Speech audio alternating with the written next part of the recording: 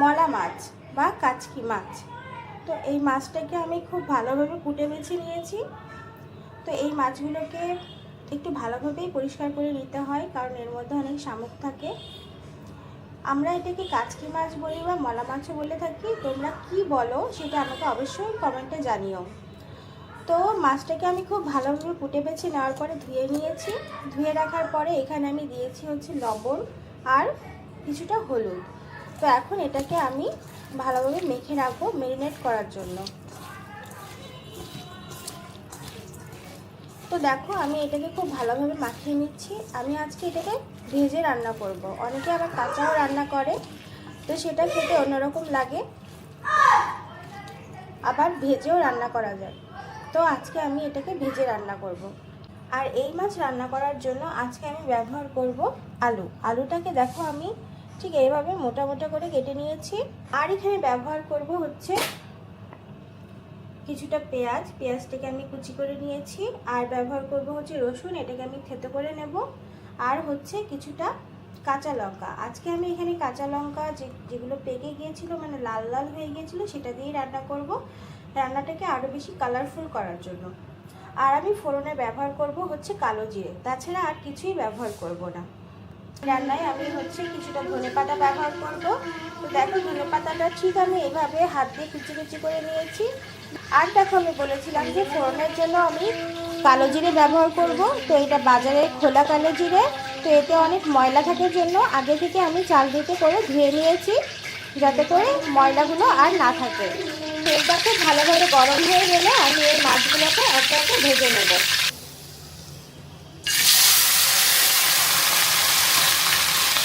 রসুনটাকে এইভাবে করে একটু ছেঁচে নেব একটু। তো দেখো বন্ধুরা, রসুনটাকে আমি থেতো করে নিয়েছি। আর দেখো রসুন থেতো করতে করতে পেঁয়াজটা কিন্তু আমার ভালোভাবেই ভাজা হয়ে গেছে। ঠিক এইভাবেই কিন্তু আমি পেঁয়াজটাকে মানে ভেজে নিচ্ছি, এইভাবেই থাকবে। তো এর মধ্যে একটু জায়গা করে আমি এখন দিয়ে দেবো হচ্ছে থেতো করে রাখা সেই রসুনটা। আর যে কাঁচা লঙ্কাগুলো আমি চিড়ে রেখেছিলাম সেগুলো দিয়ে দিলাম। তো এখন দিয়ে দেওয়ার পরে সব কিছু আমি আরেকটু ভালোভাবে নেড়ে নিচ্ছি। রসুনের যে স্মেলটা বা রসুনটা একটু ভালোভাবে ভাজা হওয়া পর্যন্ত আমি অপেক্ষা করবো। তার মধ্যে দিয়ে দেবো হচ্ছে আমি কেটে রাখা আলুটা। তো দেখো বন্ধুরা, রসুনটাও কিন্তু আমার ভালো করেই ভাজা হয়ে গেল। খুব সুন্দর একটা কিন্তু ঘ্রাণ নাকে আসছে। আর তোমাদেরকে আমি বলেছিলাম যে রান্নাটা কিন্তু কালারফুল হবে। তো কালারফুল করার জন্যই কিন্তু আমি এই লাল মরিচগুলো দিয়েছি। এখানে তোমরা যে সবুজ যে কাঁচা মরিচগুলো থাকে সেটাও দিতে পারো। ভাজা হয়ে গেছে। তো এই পর্যায়ে এর মধ্যে দিয়ে দেবো কেটে রাখা আলুগুলো। তো এটাকেও আমি একটু খুব ভালোভাবে সময় নিয়ে ভেজে নেব। তো আমার দেখো আলুটা কড়াইতে দেওয়ার পরে আমি দিয়ে দিয়েছি কিছুটা হলুদ আর দিয়ে দিচ্ছি কিছুটা লবণ।